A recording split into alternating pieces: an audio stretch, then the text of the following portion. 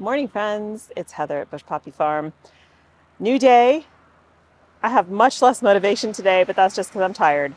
I think I can get the whole fence done today, maybe with the exception of the gate, but I got to get moving. We have 4 storms in rapid succession coming starting tonight at midnight.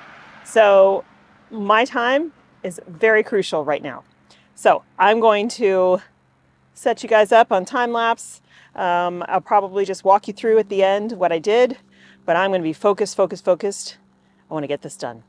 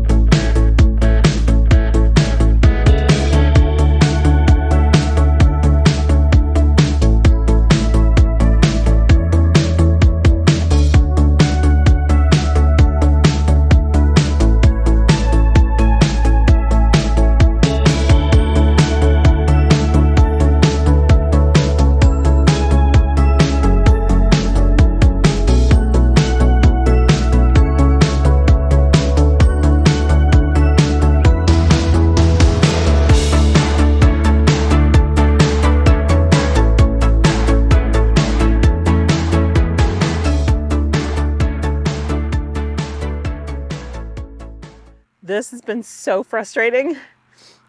This is the part I thought was going to be quick and easy. It's been 2 hours and I've only just now finished the bottom tensioning line. Basically what happens is, because the coil of this, the spool that the monofilament line is on is kind of jacked up. It was kind of poorly done. It keeps getting stuck and crimped and then it breaks. Or as you pull it out, it gets super tangled like yarn. So I spent a good 45 minutes untangling what I pulled out yesterday. So I've been trying to come up with like the best ways to do this, because if I attach it to one end, then I have to run the spool to the other end. Then I have all this loose monofilament wire that's highly strung that just gets bunched up and knotted. If I don't do that, then I have a loose end that's just kind of floating around there, and I have no way, or worse, if I take one end, the end of the open end of the spool, and I try to run it out, the spool gets stuck on itself, and I have to walk back and yank it and sometimes cut it and patch it and reach. It's just been a freaking nightmare. I really thought I'd be on to hanging the fence at this point. But I'm not giving up. The bottom is done. I have tensioned the first segment here. This is in multiple segments now because I had to cut it multiple places because it got so tangled up.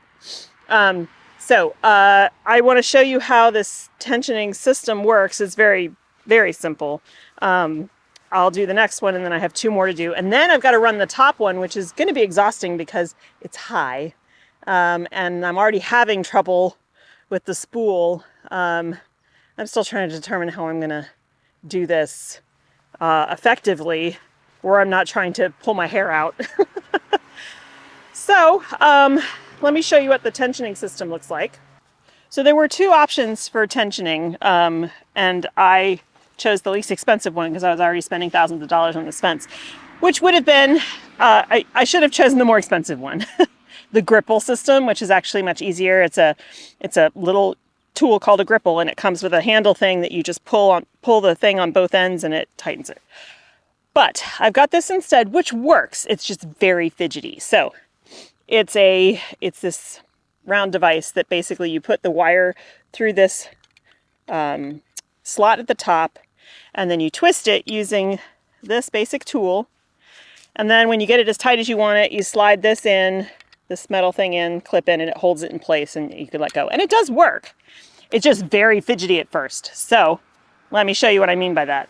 Okay, so here's my wire and here's my tool. And I found that it's better to put the torque bar on the thing before you start. So now I'm going to slide the wire in here, and this is what I mean by fidgety. It's not really on there very good.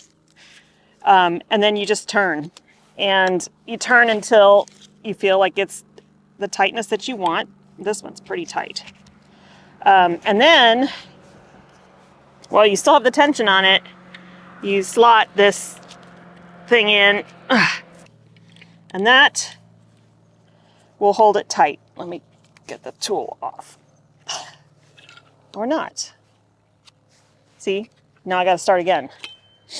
Yeah, so this tool, I'm not a big fan, but it's what I've got. So I just gotta keep working with it and try not to break it.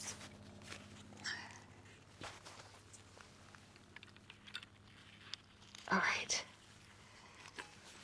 Okay, so now it's in place and the wire is tight. Now I just have to do that 2 more places, and then I gotta start running the top wire. I gotta figure out a way to do that without making myself crazy.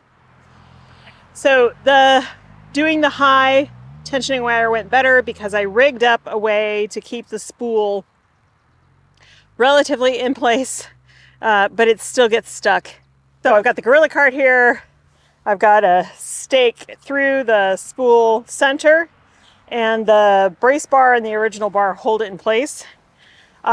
This is mostly gone now, so it's nice. But what was happening is, you'd be pulling and then it would get sucked under another piece and just get locked in. So that was a challenge, really hard, when I did the top line over there.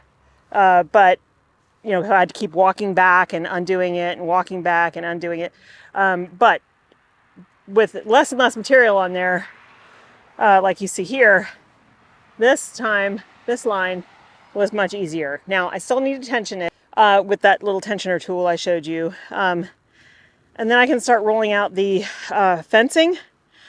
But it's almost 2 o'clock and I haven't eaten in about 6 hours. And so I'm hungry and shaky and all that good stuff. So I need to go home and eat and come back out. And I probably won't finish today, but because running out this fencing is heavy duty work, at least at the beginning, because it's really heavy. But I can at least make a dent, and I don't know, if we get any breaks in the rain, I can come out, but I don't think we're going to.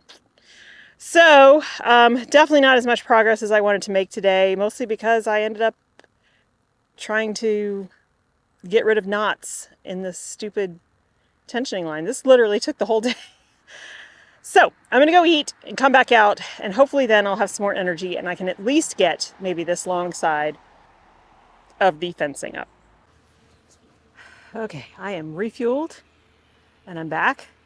I'm tired. So I am going to start rolling out this fencing, and we'll just see how far I can get before my body's like, yeah, you're done. All right, let's get started.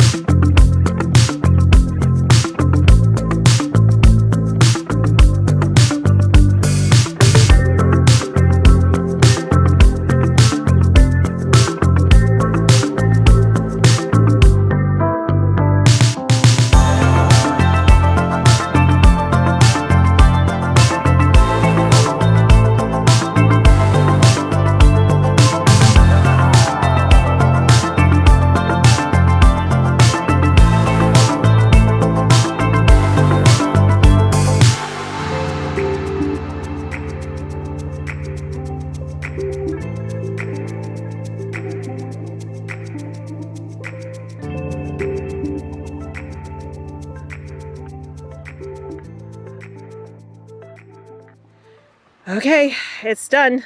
Well, the fencing is done. The fencing is put up all the way around with zip ties. I still need to go back through and put hog ties to attach the fencing on the top and bottom to the tensioning lines, and install the ground stakes at the bottom all the way around to make sure nothing burrows under. I did not get to put in a gate or anything, so I have this just rigged up front part here, which is just kind of stretched fencing for now, but it's totally fine. Like it's when I come back next time, I'll put the gate in so that I can get in and out. But the project is mostly done. The deer definitely won't be able to get in. Well, I mean, I guess it's still possible, but the fence is like over 8 feet in a lot of places, so I'm not too worried about that. So yeah, still quite a bit of work to do, but it's enclosed. The fencing part is done, and that's really was my goal before this rainstorm. So I feel like I can leave the plants for a couple days in the downpour and hope that they won't be eaten by deer, but I think I feel pretty confident about that. So, all right, I'm exhausted. The sun is setting. I desperately need to eat, so I'm going to sign off here. Thanks for hanging out with me today. Camera battery kept dying, so I didn't get to record everything, but it's kind of boring anyway. I hope you have a wonderful time in your garden, and I'll see you in the next one. Bye.